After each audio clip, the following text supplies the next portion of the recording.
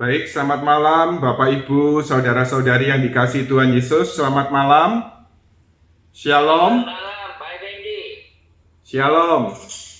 Baik, pada kesempatan ini kita akan belajar bersama mengenai bertekun dalam iman, harapan, dan kasih. Mari sebelum kita masuk lebih lanjut, kita baca bersama dari surat kepada orang Ibrani, bab 1 sampai 14. Nasihat supaya bertekun dalam iman.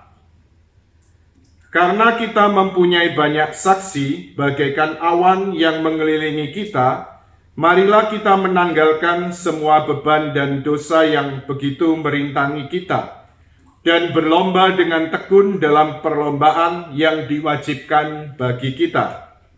Marilah kita melakukannya dengan mata yang tertuju kepada Yesus, yang memimpin kita dalam iman dan yang membawa iman kita itu kepada kesempurnaan, yang dengan mengabaikan kehinaan, tekun memikul salib, ganti sukacita yang disediakan bagi Dia yang sekarang duduk di sebelah kanan tata Allah.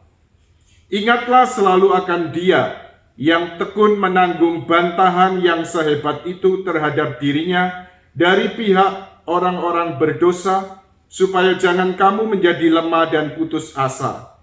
Dalam pergumulan kamu melawan dosa, kamu belum sampai mencucurkan darah. Dan sudah lupakah kamu akan nasihat yang berbicara kepada kamu seperti kepada anak-anak? Hai anakku, jangan anggap enteng didikan Tuhan, dan janganlah putus asa apabila engkau diperingatkannya. Karena Tuhan mengajar orang yang dikasihinya dan menyesa orang yang diakuinya sebagai anak. Jika kamu harus menanggung ganjaran, Allah memperlakukan kamu seperti anak. Di manakah terdapat anak yang tidak dihajar oleh ayahnya? Tetapi jikalau kamu bebas dari ganjaran yang harus diderita setiap orang, maka kamu bukanlah anak tetapi anak-anak gampang. Selanjutnya dari ayah kita yang sebenarnya kita beroleh ganjaran, dan mereka kita hormati. Kalau demikian, bukankah kita harus lebih taat kepada Bapa segala roh, supaya kita boleh hidup? Sebab mereka mendidik kita dalam waktu yang pendek, sesuai dengan apa yang mereka anggap baik. Tetapi Dia menghajar kita untuk kebaikan kita, supaya kita beroleh bagian dalam kekudusannya. Memang tiap-tiap ganjaran pada waktu ia diberikan tidak mendatangkan sukacita tetapi duka cita. Tetapi kemudian ia menghasilkan buah kebenaran yang memberikan damai kepada mereka yang dilatih olehnya. Sebab itu kuatkanlah tangan yang lemah dan lutut yang goyah, dan luruskanlah jalan bagi kakimu, sehingga yang pincang jangan terpelecok tetapi menjadi sembuh. Berusahalah hidup damai dengan semua orang dan kejarlah kekudusan, sebab tanpa kekudusan tidak seorang pun akan melihat Tuhan. Demikianlah sabda Tuhan, syukur kepada Allah. Mari kita hening sejenak, kita resapkan sabda Tuhan ini dalam hati kita. Bapak Ibu, saudara-saudari yang terkasih dalam Kristus, dalam teks tadi kita lihat bagaimana kita diajak untuk sungguh-sungguh bertekun dalam iman, dan bagaimana juga Allah mendidik kita. Jadi kita bukan seperti anak-anak manja atau yang disebut tadi anak-anak gampang ya. Tetapi kalau menjadi anak itu juga artinya apa? Allah juga mau mendidik kita ya. Karena itu Tuhan juga menghendaki kita untuk terus bertumbuh dan juga bertekun dalam iman, ya, baik iman, harapan, dan kasih. Baik, sebelum kita masuk lebih lanjut, kalau kita lihat, ya, dalam hidup kita sebagai murid-murid Kristus, ya, ada bagian penting yang boleh dikatakan menjadi satu penghayatan yang mendasar dalam kehidupan kita sebagai murid-murid Kristus, sebagai pelayan-pelayan Kristus, yaitu apa yang kita sebut sebagai kebajikan teologal atau iman, harapan, dan kasih. Ya, jadi kebajikan teologal yang terdiri dari iman, harapan, dan kasih. Nah, kalau kita lihat dari fungsi atau peranan kebajikan teologal ini, yaitu menjalin hubungan pribadi dengan Allah, lalu kemudian mengambil bagian dalam kodrat Allah sendiri. Ya, jadi bandingkan dalam surat Petrus yang kedua, surat Rasul Santo Petrus yang kedua, bab 1 ayat 4. Jadi dalam hal ini Tuhan, ya karena jasa-jasa penebusan Kristus, kita dijadikan anak Allah, kita juga boleh mengambil bagian dalam kodrat Allah sendiri. Ya. Lalu juga untuk mengenal dan mengasihi Allah. Ini bagian penting juga kalau kita bicara tentang kehidupan doa ya. Jadi doa ini tidak lain adalah berusaha untuk terus-menerus mengenal dan mengasihi Allah. Ya, hidup dalam persahabatan dengan Allah.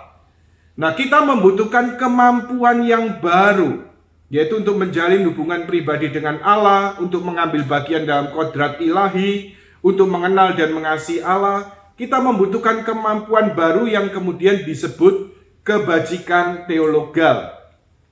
Kebajikan teologal atau kebajikan ilahi ini ada 3, yaitu iman, harapan, dan kasih. Ya, jadi pengertian yang kemudian saya kutip dalam katekismus, kebajikan ilahi atau kebajikan teologal, kebajikan yang memampukan manusia untuk hidup dalam hubungan pribadi dengan Allah dan mengambil bagian dalam kodrat ilahi. Ya. Jadi supaya kita ini punya relasi sama Tuhan, ya. Lalu kita juga dapat ambil bagian dalam hidup ilahi, jadi dalam hidup Tuhan sendiri, kita ini butuh alat, butuh kemampuan. Yaitu apa? Iman, harapan, dan kasih. Nah, kalau boleh saya tanya, ya Bapak Ibu saudara-saudari yang terkasih dalam Kristus, kita lihat, coba Anda tolak-tolak sekitar Anda, lihat kiri kanan, coba lihat kiri kanan. Nah, Anda percaya nggak walaupun tidak kelihatan, bahwa walaupun tidak terlihat, ada yang namanya sinyal di sekitar kita? Ada nggak namanya sinyal di sekitar kita? Coba tolak-tolak, nggak kelihatan ya, nggak ada tulisan sinyal, nggak ada apa. Tapi percaya nggak, walaupun nggak kelihatan ini, percaya nggak ada sinyal? Percaya ya? Nah, sekarang bagaimana menangkap sinyal? Pakai HP atau smartphone. Ya, jadi pakai HP atau smartphone untuk menangkap sinyal. Nah, pertanyaan yang sama juga dalam kaitannya dalam hubungannya dengan Tuhan. Seperti sinyal tadi tidak kelihatan, Tuhan juga nggak kelihatan secara kasat mata ya. Nah, tapi percaya nggak Tuhan itu ada? Percaya ya? Nah, bagaimana menangkap Tuhan? Tadi kalau menangkap sinyal perlu HP. Ya, jadi perlu HP. Nah, untuk menangkap Tuhan ini, untuk masuk dalam hubungan pribadi dengan Tuhan ini, kita butuh HP rohani, tanda kutip ya, perbandingannya tadi ya. Yaitu apa? Kebajikan teologal, yaitu iman, harapan, dan kasih. Ya. Jadi ini satu ilustrasi sederhana, satu gambaran bagaimana ini satu kemampuan yang diberikan Tuhan. Kita memerlukan itu, ya, iman, harapan, dan kasih, supaya kita boleh terus menjalin hubungan dengan Allah. Ya, jadi kalau kita berdoa, ya kita berdoa juga harus membawa iman, harapan, dan kasih. Kita melakukan pelayanan, ya kita harus juga membawa iman, harapan, dan kasih. Kita menghayati kehidupan kita sehari-hari, dalam kehidupan keluarga, belajar, atau apapun ya, juga dalam kehidupan komunitas, atau kemudian juga ya apapun yang kita lakukan, pekerjaan, ya kalau itu supaya punya nilai di hadapan Tuhan, kita harus selalu membawa iman, harapan, dan kasih.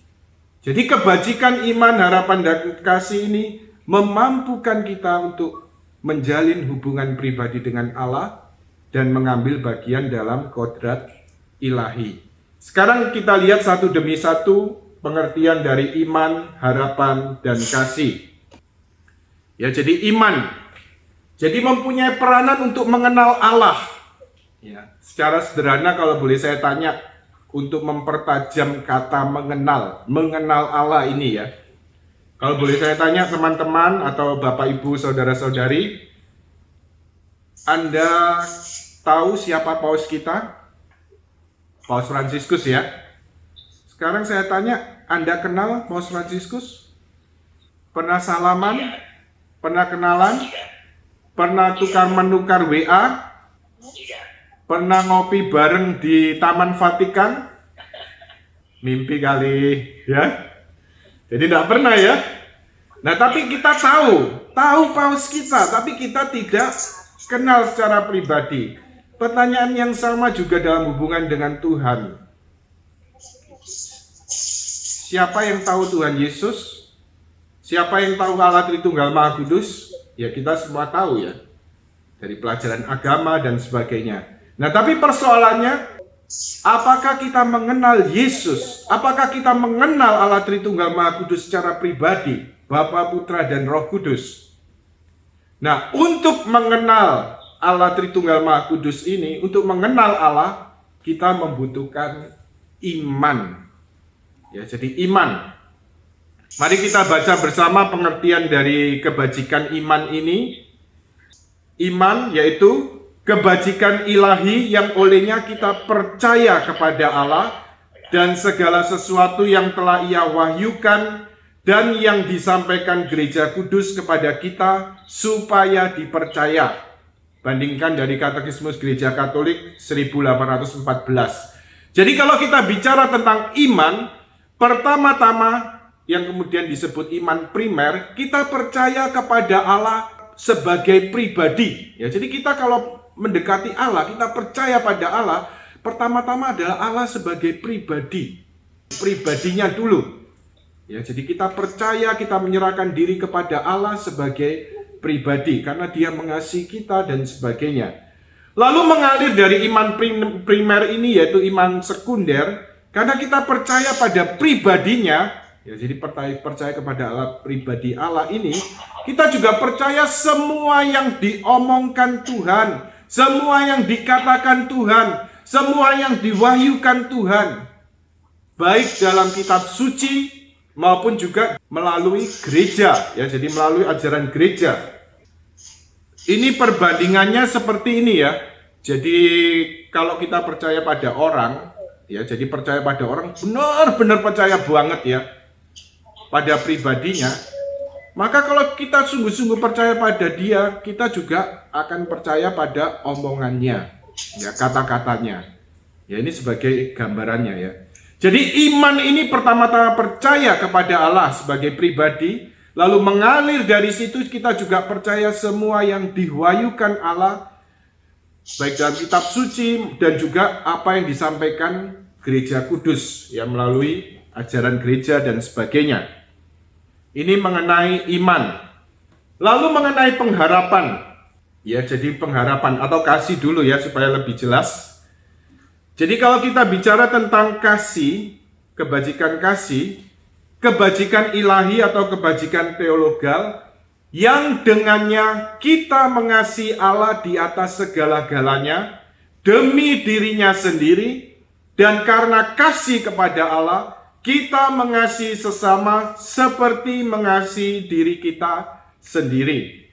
Bandingkan Katekismus Gereja Katolik 1822.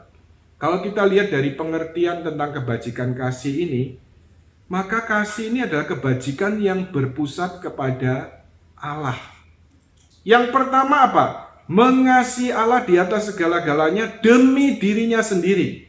Karena apa? Karena kita manusia diciptakan untuk Allah. Jadi ibaratnya hidup kita ini menjadi genap, menjadi penuh, menemukan kepenuhannya. Atau istilahnya kalau bahasa Jawa itu jangkep gitu ya. Kalau kita sungguh-sungguh mengarahkan hidup kita pada tujuan yaitu untuk mengenal dan mengasihi Allah. Lalu demikian juga mengasihi sesama dan mengasihi diri sendiri. Itu ternyata apa? Yang diajarkan gereja di sini dalam katekismus yaitu apa? Mengasihi sesama demi kasih kepada Allah. Mengasihi diri sendiri pun juga demi kasih kepada Allah. Baik, Bapak Ibu Saudara-saudari terkasih dalam Kristus. Kalau boleh saya tanya, pernah nggak Anda habis-habisan dalam mengasihi sesama? Pernah enggak? Pokoknya seluruh hati ini rasanya sudah tak berikan gitu. Nah, tapi kemudian ketika Anda mengasihi sesama habis-habisan seperti itu ya, bisa kecewa enggak dalam mengasihi sesama itu? Bisa kecewa enggak? Lalu dalam konteks pelayanan, ya satu contoh, ya artinya misalnya satu contoh yang konkret ya, yang dialami oleh Mother Teresa, ya Santa Teresa dari Kalkuta bersama para susternya ya, jadi bersama kongregasi misionaris cinta kasih. Ya, ada artinya peraturan di sana. Jadi kalau masuk tahun-tahun pertama, jadi 1-2 tahun jadi masa postulat lalu novisiat itu masih belum boleh melayani di jalan-jalan. Tetapi setelah kemudian kurang lebih 3 tahun baru bisa, jadi mulai masuk profesi baru boleh untuk melayani di jalanan ya. Karena apa? Ketika melayani artinya juga mencoba mengelayani dan mengasihi orang yang paling miskin ya. Jadi orang-orang miskin, orang-orang terlantar, orang-orang yang terbuang, ini bukan soal kemiskinan dalam secara materi atau secara fisik saja, tetapi juga yang terjadi juga seringkali kemiskinan secara rohani. Jangan buru-buru, sudah dilayani, sudah diperhatikan, jangan buru-buru berpikir dapat ucapan terima kasih. Ya, kadang malah diumpat, dimaki-maki, dicurigai dan sebagainya. Karena itu biasanya memang ada peraturan baru setelah berapa tahun boleh melayani di jalan-jalan itu. Nah, tetapi kemudian seperti yang diungkapkan Mother Teresa ya, satu ketika ada suatu wawancara yang kemudian menanyakan apa bedanya Mother Teresa dan suster-susternya ini, segala karya mereka ini, apa bedanya dengan pekerja sosial dari dinas pemerintah dan sebagainya. Lalu Mother Teresa menjawab, seandainya saya ini pekerja sosial, kami ini pekerja sosial, kami tidak akan bertahan. Ya, karena kenyataan segala kemiskinan yang terjadi di Kalkuta, lalu di India, artinya apa? Dari dinas pemerintahan pun tidak sanggup untuk menuntaskan ya. Jadi kami tidak akan bertahan. Tetapi kemudian kami melakukan semua ini hanya untuk satu pribadi, yaitu Yesus. Ya. Jadi melakukan itu mengasihi sesama, melakukan karya-karya sosial karitatif dengan satu motivasi, melakukan segala pelayanan-pelayanan tadi dengan satu motivasi, yaitu apa? Untuk mengasihi Allah, untuk menyenangkan Yesus. Ya. Jadi demikian juga dengan kebajikan kasih ini ya. Jadi pertama-tama mengasihi Allah demi dirinya sendiri, kemudian juga mengasihi sesama demi Allah, demi kasih kepada Allah, lalu juga mengasihi diri sendiri, ini juga demi kasih kepada Allah. Ya coba contohnya, kalau mengasihi diri sendiri demi diri sendiri, wah tiap kali kemudian apalagi di zaman sosmed ini, kerjaannya apa? Selfie sana, selfie sini, pokoknya ada spot yang menarik ya di Instagram, ceklik, ya kemudian ceklik, ya gitu ya, ceklak, ceklik, ceklak, ceklik, ya kemudian dengan berbagai model, berbagai gaya dan sebagainya ya. Jadi kita lihat banyak model dadakan zaman ini ya. Nah tapi kemudian artinya apa?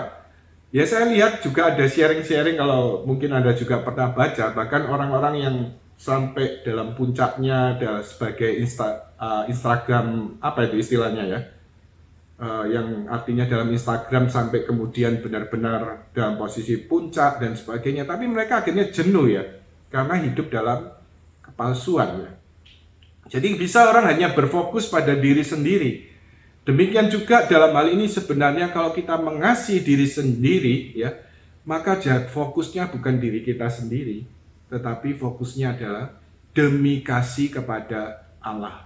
Kita menghargai diri kita sebagai diciptakan sebagai anak Allah, sebagai murid Kristus, ya kemudian diciptakan menurut gambar dan rupa Allah dan sebagainya ya. Jadi fokus kasih ini adalah Allah sendiri. Kemudian kebajikan pengharapan, Jadi kebajikan pengharapan ini suatu dorongan atau kerinduan. Jadi peranannya suatu mendorong, membuat kita merindukan untuk semakin mengenal dan mengasihi Allah. Jadi kalau kita kemudian mau nyanyi seperti ini, ku mau sepertimu Yesus. Kalau mungkin sekedar hanya lip sync aja, hanya mulut, mungkin tidak ada artinya ya. Tapi suatu ketika kita menyanyikan dengan hati, dengan kemudian ya penuh kerinduan, dan membuat kita semakin rindu-rindu dan untuk mengasihi Tuhan, ya itu berarti ada di situ kerja dari kebajikan pengharapan. Baik, kita baca dari pengertian yang diberikan oleh gereja. Kebajikan ilahi yang olehnya kita merindukan Allah, merindukan kerajaan surga dan kehidupan abadi sebagai kebahagiaan kita dalam pengharapan akan janji-janji Kristus sendiri. Bandingkan dalam Katekismus Gereja Katolik 1817. Kalau kita mau renungkan sebenarnya kebajikan pengharapan ini, kalau kita mau sungguh-sungguh menyadari pandemi ini, ya dengan rahmat Tuhan, mungkin banyak orang disadarkan akan pentingnya kebajikan pengharapan. Karena kalau tidak orang kan menjadi putus asa. Dan paling artinya dosa melawan pengharapan, yaitu pengharapan ini, yaitu misalnya orang sampai melakukan BD ya. Jadi bunuh diri dan sebagainya. Ya, ini dosa melawan pengharapan ya. Ya. Tetapi di tengah segala kesulitan pandemi yang kemudian melanda seluruh dunia ini, ya semakin kemudian ya orang disadarkan bahwa hidup ini bukan hanya di dunia ya. Hidup ini hanya sementara di dunia ini. Kita mungkin juga ya mungkin ada yang mengalami, entah di sini dengan banyak orang mengalami bahwa orang-orang di sekitar, orang-orang yang dicintai ada yang meninggal, lalu dampak sosial ekonomi dan sebagainya ya. Jadi artinya apa ya? Sudah kita tidak mungkin mengandalkan dunia. Tetapi satu hal sebenarnya di dalam segala yang kita alami ini kita sadari bahwa dunia ini terbatas ya. Berapa sih lama kita hidup di dunia ini? Ya. Tetapi satu hal perlu kita sadari ya, dalam keterbatasannya ya, seperti dikatakan dalam kitab suci, umur manusia 70 atau 80 jika kuat. Tetapi itu pun disertai dengan sakit-sakitan. Ya, 70 atau 80 itu sudah bagus ya. Tradisi tertentu bahkan sudah bukan kain putih tapi kain merah semua di atas 80 sampai 100 begitu ya. Ya, tapi umur manusia ini terbatas. Sedangkan dalam keabadian kehidupan setelah orang meninggal itu tidak terbatas. Dan hanya ada dua pilihan definitif yang bersifat kekal, hanya ada dua pilihan ya. Yaitu hidup bersama Allah selama-lamanya, persatuan dengan Allah selama-lamanya dalam keabadian di surga, atau sebaliknya dalam siksaan kekal dalam kebencian yang terus-menerus kepada Allah begitu ya, dalam neraka. Ya. Tetapi satu hal bagi orang percaya, kebajikan pengharapan ini memberikan satu pengharapan kepada Allah untuk semakin mengenal dan mengasihi Dia, juga berharap akan janji-janji Tuhan. Ya, kalau kita ingat misalnya datang dalam ibadat arwah ya, atau kemudian misalnya datang ke tempat-tempat persemayaman gitu ya. Selalu sering teks ini yang dibawa, sering kali diucapkan. Di rumah Bapakku ada banyak tempat tinggal. Kalau di dunia ini kita harus berusaha punya rumah dengan KPR ya, dengan macam-macam hal yang kita lakukan, tetapi nanti di surga kita nggak perlu KPR lagi, nggak perlu ngontrak lagi. Tapi apa? Tuhan Yesus telah menyediakan rumah Bapa bagi kita. Aku pergi untuk datang kembali, untuk menjemputmu. Aku pergi untuk menyediakan tempat tinggal bagimu, rumah Bapa yang kemudian disediakan Tuhan bagi kita. Ya, jadi ini peranan dari kebajikan pengharapan. Juga kebajikan pengharapan ini memberikan kekuatan ketika orang berada dalam penderitaan. Jadi kita kenal satu tokoh di antara para kudus Karmel, yaitu Santa Teresia Lisieux. Bahkan 2 tahun terakhir hidupnya, ketika dia mengalami cobaan melawan iman yang begitu dahsyat, ya seolah-olah kemudian gambarannya bahkan surga, pikiran-pikiran renungan tentang surga itu bahkan seperti tertutup, ya. Begitu dia membayangkan surga pun, ya kemudian seringkali ada suara-suara yang mengatakan, ya semuanya itu nggak ada, semuanya itu kosong, ya. Seperti sebenarnya zaman ini apa yang kalau saya lihat, saya baca dari apa yang bagaimana Santa Teresia Lisieux dicobai, ternyata zaman ini terrealisir, ya. Banyak orang berpikir, oh orang sudah mati ya sudah, selesai, habis, hilang dan sebagainya, ya. Nah, tetapi kita lihat Santa Teresia Lisieux walaupun mengalami cobaan yang dahsyat melawan iman, pengharapan 2 tahun terakhir hidupnya, tetapi dia tetap bertahan karena kebajikan pengharapan ini. Ya, dia dikuatkan oleh Tuhan dalam kebajikan pengharapan ini. Tetap berharap pada Tuhan. Ya, di tengah segala cobaan, di tengah segala kegelapan itu. Tetapi walaupun, ya ini harus saya katakan, jadi supaya orang nggak lihat penderitaannya saja atau cobaan melawan iman saja, ya. Sampai menjelang akhir hidupnya, bahkan seorang Santa Teresia Lisieux, ya.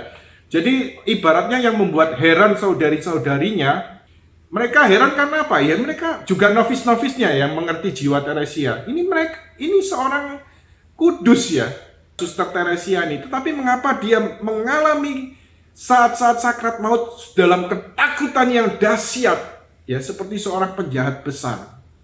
Ya, jadi kemudian sampai mereka berdoa, lalu kemudian ya patung yang menjadi devosi keluarga mereka, patung Bunda Maria dan Ratu Kemenangan diletakkan dekat tempat Teresia. Mereka terus berdoa.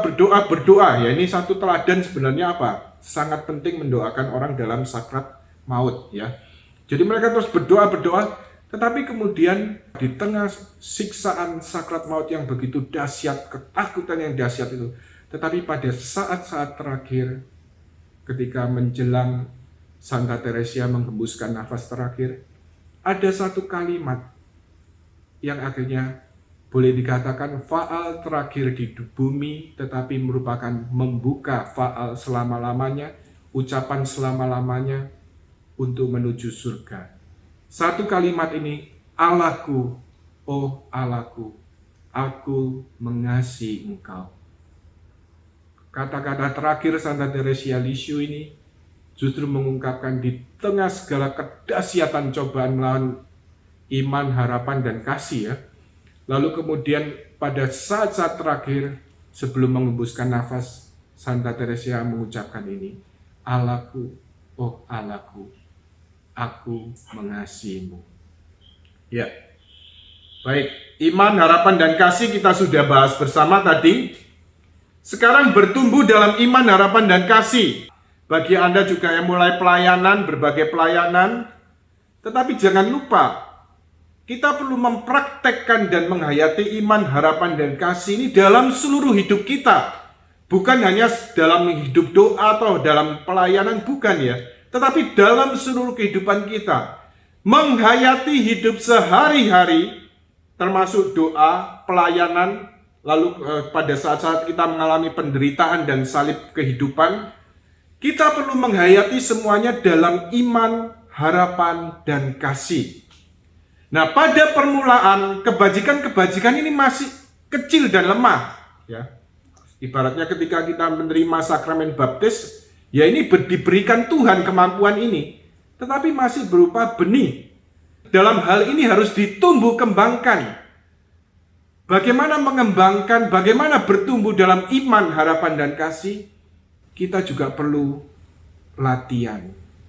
Jadi dikatakan surat Ibrani tadi, Allah juga bisa mendidik kita seperti anak, bukan anak gampang, tetapi dididik Allah supaya apa? Kita dapat bertumbuh dalam iman, harapan, dan kasih.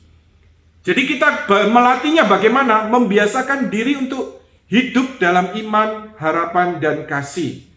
Lalu kemudian nilai kita di hadapan Tuhan, pelayanan-pelayanan kita, doa-doa kita, semua yang kita lakukan, juga dalam kehidupan sehari-hari, pikiran, perkataan, perbuatan, doa, pelayanan, kehidupan sehari-hari, penderitaan, lalu kemudian ya juga dalam kehidupan keluarga kita ya.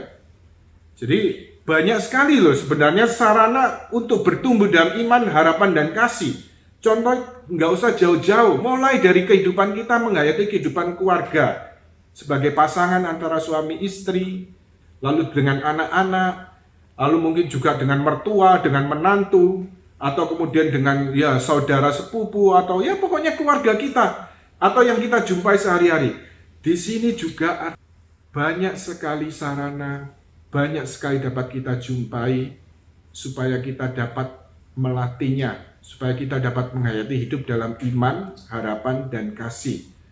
Dan nilai setiap perbuatan, nilai setiap pelayanan, nilai juga doa-doa kita, ini diukur berdasarkan iman, harapan, dan kasih yang menjiwai. Jadi dalam hal ini nilainya, bukan banyaknya pelayanan kita, bukan hebatnya pelayanan kita, bukan banyaknya tepuk tangan, bukan banyaknya yang meneguhkan, atau bukan banyaknya kalau ngajar ada yang bisa ngajar dengan lucu sampai membuat orang semua tertawa, bukan. Tetapi nilai pelayanan, nilai doa, apapun yang kita kerjakan, apapun yang kita lakukan dalam kehidupan sehari-hari, nilainya tergantung iman, harapan, dan kasih. Satu ilustrasi sederhana ya. Tapi kita lihat dari cerita masa kanak-kanak ini ya. Jadi ada seorang anak suatu ketika diberi tongkat ajaib. Lalu kemudian apapun yang dia sentuh dengan tongkat ini, ya dia sentuh sana, sentuh sini, sentuh sana, sentuh sini. Ya kita lihat ceritanya secara positif ya. Kemudian berubah menjadi emas. Ya jadi semua yang disentuh berubah menjadi emas. Demikian juga dengan kebajikan-kebajikan ini, iman, harapan, dan kasih. Apapun yang kita sentuh dengan kebajikan teologal ini, iman, harapan, dan kasih ini akan menjadi emas, akan menjadi berharga, menjadi bernilai di hadapan Tuhan. Baik, kita lihat next, yaitu untuk bertumbuh dalam iman, harapan, dan kasih pada bagian terakhir ini, kita akan juga menghadapi realitas perjuangan rohani dan pemurnian. Ya. Jadi seperti dinyatakan oleh Tuhan Yesus sendiri. Mari kita baca bersama dari Injil Lukas bab 9 ayat 23. Setiap orang yang mau mengikuti aku, ia harus menyangkal dirinya, memikul salibnya setiap hari, dan mengikuti aku. Ya, setiap orang yang mau mengikuti Tuhan Yesus, ia harus menyangkal diri, memikul salib setiap hari, dan mengikuti Tuhan. Ya, jadi menyangkal diri artinya juga berkata tidak terhadap egoisme kita, terhadap segala keinginan-keinginan ego ini. Lalu memikul salib kehidupan, segala sesuatu yang penderitaan yang bukan karena kesalahan kita sendiri. Nah kita lihat perjuangan rohani ini ya. Yang pertama yaitu kita lihat ada realitas yang berusaha menghalang-halangi, yang berusaha menghambat kita dalam perjalanan menuju Tuhan, yaitu dunia, daging, dan setan. Ya. Nah, dunia, daging, dan setan. Nah, ini musuh yang paling utama yang mana? Ya, musuh yang paling berat mana? Ya, dunia. Bukan, ya. Masih bisa diatasi dengan hidup berkomunitas. Ini satu bantuan ya, menciptakan satu lingkungan hidup Kristiani ya, menghadapi dunia ini. Setan, bukan juga. Tetapi musuh yang terbesar dan terberat, ini juga dikatakan bapak-bapak gereja, yaitu apa? Daging. Ya.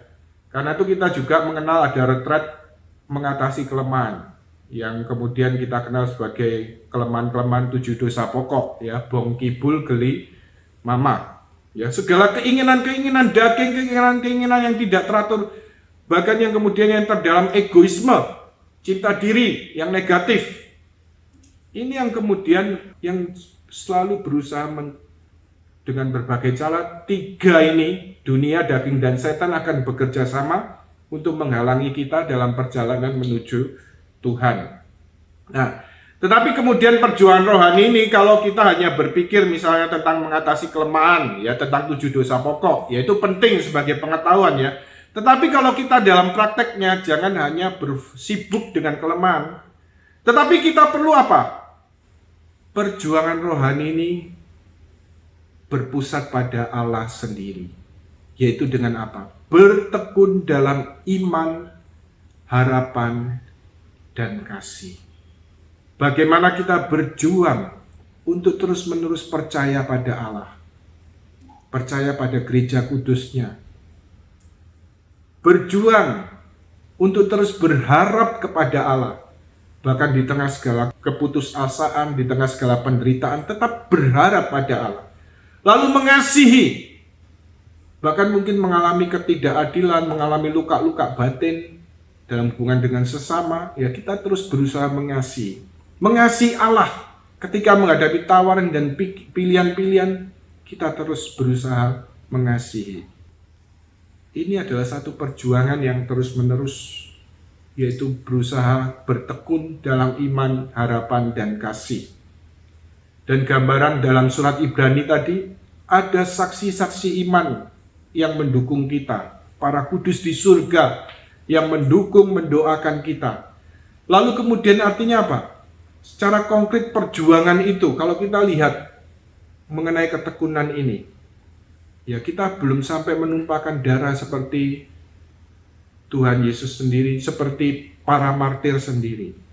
Kita lihat para martir ini ya, dalam segala kelemahan, ya, baik kalangan religius, imam, biarawati, tapi juga awam, bahkan anak-anak, bahkan juga ada yang katekumen, martir di Uganda, ya.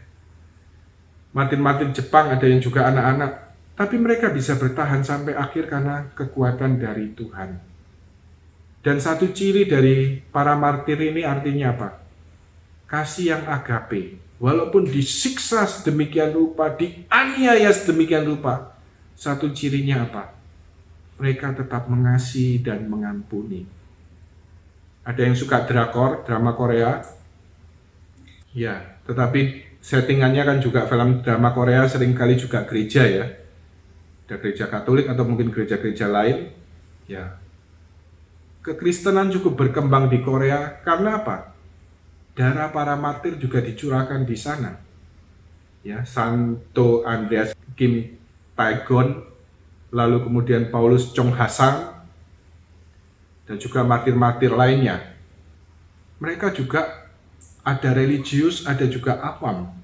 Kekuatan dari mana untuk mencintai sampai akhir, untuk mengimani Yesus sampai akhir? Kekuatan dari Tuhan. Seperti privasi misa, sekalipun lemah engkau memperkuat kami, sekalipun rapuh engkau menjiwai kami dengan Roh Kudus-Mu. Kita lihat bertekun sampai akhir dalam iman, harapan, dan kasih ini. Ini kita juga sungguh-sungguh membutuhkan Roh Kudus. Membutuhkan sungguh-sungguh pertolongan Roh Kudus.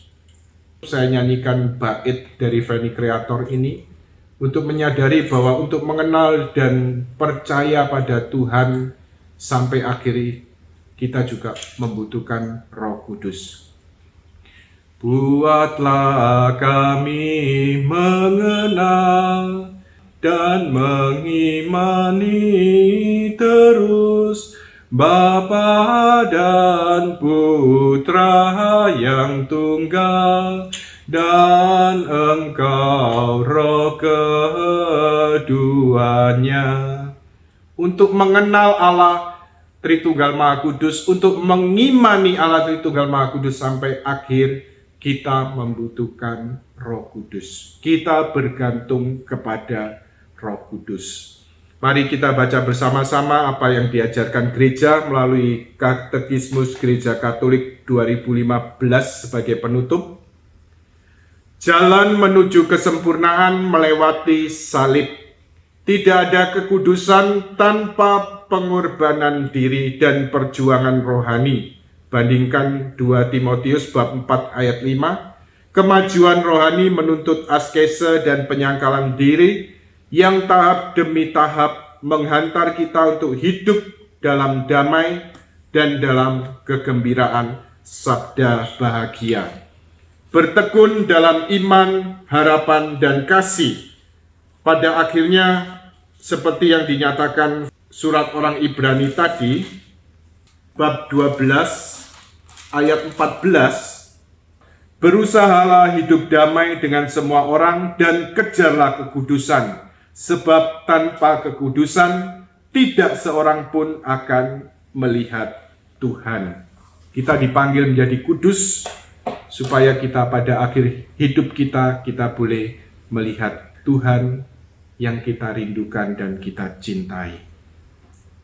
Dan untuk itu dibutuhkan supaya kita terus bertekun dalam iman, harapan, dan kasih. Mari kita hening sejenak. Tuhan, kami mohon tambahkanlah iman kami, kuatkanlah pengharapan kami, dan kobarkanlah cinta kasih di dalam diri kami, baik cinta kasih kepadamu dan juga cinta kasih kepada sesama kami. Terima kasih Tuhan untuk rahmat demi rahmat yang selalu Engkau curahkan dalam kehidupan kami sehari-hari. Demi Kristus Tuhan dan pengantara kami. Amin. Kemuliaan kepada Bapa dan Putra dan Roh Kudus, seperti pada permulaan, sekarang, selalu, dan sepanjang segala abad. Amin. Dalam nama Bapa dan Putra dan Roh Kudus. Amin. Flos Carmeli, Vitis florigera, Splendor Celi, Virgo puerbera, Singularis, Mater Mitis, Septilinesia,